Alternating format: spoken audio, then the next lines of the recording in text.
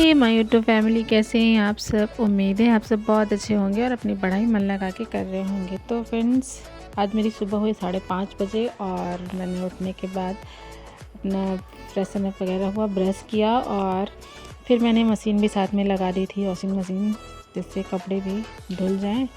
और जब तक मैं पढ़ाई करूँगी तब तक कपड़े भी आराम से धुल जाएंगे। और उसके बाद मैंने अपने लिए पानी गर्म किया और लेके मैं आ गई हूँ अपनी स्टडी टेबल पे। और अब मैं अपनी स्टडी जो है वो स्टार्ट करूँगी। तो सबसे पहले फ्रेंड्स, मैं अपनी जो है वो टेबल को अच्छे से क्लीन कर लेती हूँ। उसके बाद क्योंकि थोड़ी सी साफ़ सफाई रहती है अच्छा सा, तो भी पढ़ने में भी अच्छा लगता है। तो सबसे पहले मैंने अपनी टेबल वगैरह को क्लीन किया और फिर मैंने अपनी निकाली डायरी, जिसमें मैं अपना आज का शेड्यूल लिखूँगी कि आज मुझे कौन कौन से टॉपिक और कितना कवर करना है। उसको करने के बाद वो नोट डाउन करने के बाद फिर मैं अपनी स्टडी जो है वो स्टार्ट करूँगी।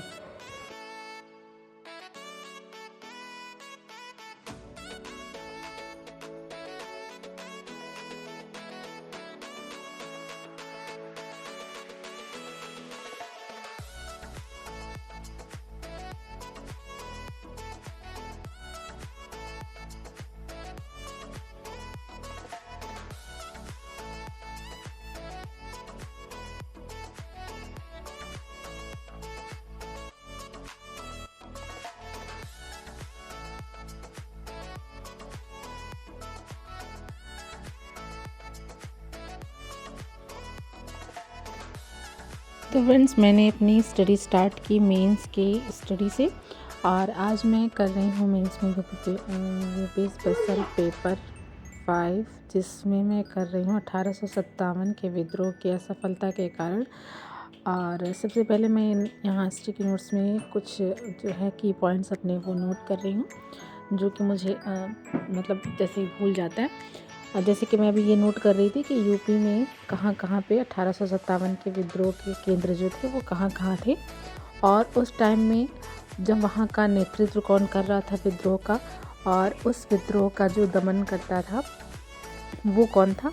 ये चीज़ें कौन सा जो उस टाइम में गवर्नर जनरल था, कौन से अंग्रेज़ अधिकारी थे जो वहाँ पे उसके दमन करता थे, वो सारी चीज़ें मैं नोट डाउन कर रही हूँ। थोड़ी सी मतलब नेतृत्व तो किसने किसने किया ये तो पता चलता है, याद हो जाता है, लेकिन अब ये है ना कि जो किन किन अंग्रेज अधिकारियों द्वारा वहाँ पे दमन किया गया, ये चीज़ें मैं बार बार कन्फ्यूज़न हो जाती थी, भूल जाती थी। तो वही चीज़ें मैं नोट डाउन करके अपनी नोट्स में स्टिकी नोट्स को लगा लूँगी।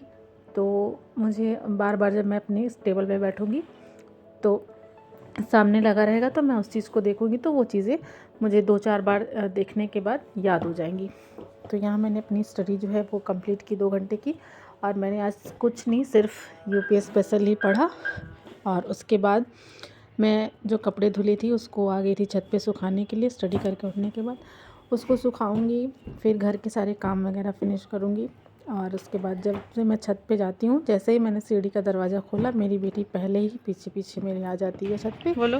और वो भी आ गई थी, तो यहाँ पे वो भी अपना बोल रही थी कुछ कुछ अपना जो भी देखते रहती है व्लॉग वगैरह वीडियोस, तो वही सारी चीज़ें वो सीख रही हैं।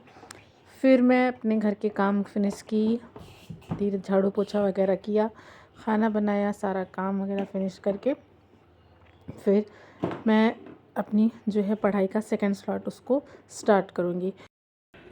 तो फ्रेंड्स, अभी मैं सीसेट के बारे में बात करने जा रही हूँ, जो जिसके लिए मेरे पास कई बार कमेंट आ चुका है कि सीसेट के लिए क्या करें। तो देखिए, सीसेट के लिए बहुत ज़्यादा परेशान होने की ज़रूरत नहीं होती है, क्योंकि सिर्फ ये क्वालिफाइंग होता है, तो इसमें बहुत ज़्यादा आपको मतलब स्ट्रेस लेने की ज़रूरत नहीं है। अगर आपका कोई पोर्शन सीसेट में वीक है तो उसके पीछे नहीं भागना है। जो पोर्शन आपका स्ट्रांग है आप उसके पीछे मतलब लगिए कि उससे आपके क्वेश्चन गलत ना हो, और जो ईजी है उसके पीछे लगिए कि आपको सीसेट पे ज़्यादा टाइम ना दे करके आपको जीएस पे ज़्यादा फोकस करना चाहिए। तो मेरा तो यही मानना है, और ये चीज़ें आप प्रीवियस ईयर क्वेश्चन को लगा करके देख सकते हैं कि आपका कौन सा पोर्शन स्ट्रांग है।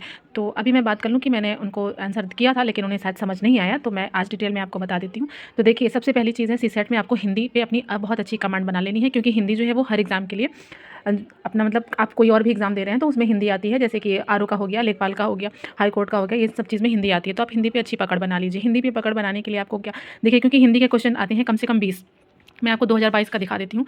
तो ये देखिए यहाँ से स्टार्ट हुआ है क्वेश्चन नंबर 1 से लेकर के और ये क्वेश्चन नंबर 20 तक। और ऐसा नहीं कि बहुत टफ क्वेश्चंस होते हैं, बहुत आसान आसान क्वेश्चंस होते हैं हिंदी के।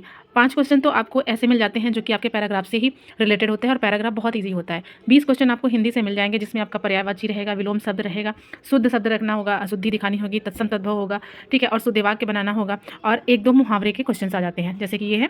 तो मिलान करने के लिए छाती लगाना मतलब क्या है, हाँ, छाती पर सांप लौटना, छाती मरना, तो ये चीज़ें हैं। और आपको इससे और इंग्लिश के आते हैं आपके कम से कम 10 क्वेश्चन। वो भी अगर आपने थोड़ा सा इंग्लिश पढ़ा हुआ है तो मुझे नहीं लगता कि बहुत ज़्यादा आपको मेहनत करनी पड़ेगी। इंग्लिश आप देख लीजिए और इंग्लिश के साथ साथ आपको रीजनिंग और मैथ, अगर आपका मैथ वीक है तो आप रीजनिंग पे कमांड बनाइए। आपके 33 क्वेश्चंस भी अगर सही 33 क्वेश्चन सही होने चाहिए आपके। मैं आपको 2025 का दिखाऊं, जैसे कि मेरा जो वीक पोर्सन है वो है कंप्रीहेंशन। मैं कंप्रीहेंशन जो आता है, जो भी तार्किक वाले क्वेश्चंस होते हैं ना, मेरा उनमें कन्फ्यूज़न हो जाता है, तो मैं उसमें जो है कन्फ्यूज़न की वजह से गलत हो जाते हैं। तो मैंने अपना जो है रीजनिंग बहुत अच्छा स्ट्रॉन्ग कर लिया है, प्लस हिंदी स्ट्रॉन्ग किया है और उसके साथ साथ इंग्लिश। मैं आपको अपना 25 वाला पेपर दिखाऊं तो 25 के पेपर में लकीली वो आया नहीं था ज़्यादा तार्किक, वो कंप्रीहेंशन वाले जो क्वेश्चंस आते हैं वो नहीं आए थे। तो मैंने इसमें 52 क्वेश्चंस अटेम्प्ट किए थे जिसमें से मेरा 45 क्वेश्चन जो है वो करेक्ट हुआ था अपना सी सेट में। तो मैं आपको दिखा दूं कि ये है मेरा जो है हिंदी का और बहुत आसान आसान क्वेश्चंस थे। इंग्लिश का मुझे ये इसका पैसेज जो है वो थोड़ा सा लेंथी लगा था, टाइम टेकिंग था, तो मैंने पैसेज को छोड़ दिया था, मैंने नहीं किया था और बाकी ये सारी चीज़ें की थी। उसके बाद फिर मैंने मैथ्स के क्वेश्चन अटेम्प्ट किए थे और जैसे देखिए ये संप्रेषण वाला जो क्वेश्चन है, मैंने संप्रेषण नहीं किया था क्योंकि मुझे इसमें कंफ्यूजिंग रहता है, तो इसलिए मैं रिस्क नहीं लेना चाहती थी, मैंने इसको छोड़ दिया था। उसके बाद मैंने रीजनिंग के क्वेश्चंस को अटेम्प्ट किया था और इन सारे क्वेश्चंस को अटेम्प्ट करते हुए मैंने जो है 52 क्वेश्चंस अपने अटेम्प्ट किए थे और 52 में से मेरे 45 जो है वो करेक्ट हुए थे। तो आपको सी सेट के लिए इतना मतलब प्रेशर लेने की ज़रूरत ही नहीं, इतना स्ट्रेस लेने की ज़रूरत ही नहीं है।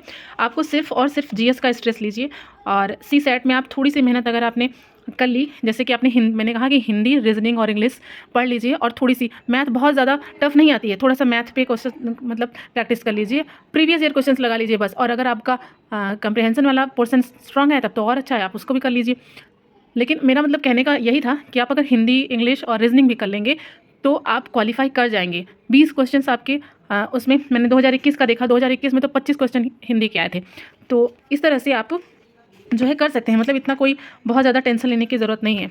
तो आई होप आपको समझ में आ गया होगा और अभी जीएस पे कमांड करिए ज़्यादा अच्छे से अच्छा और रीजनिंग के लिए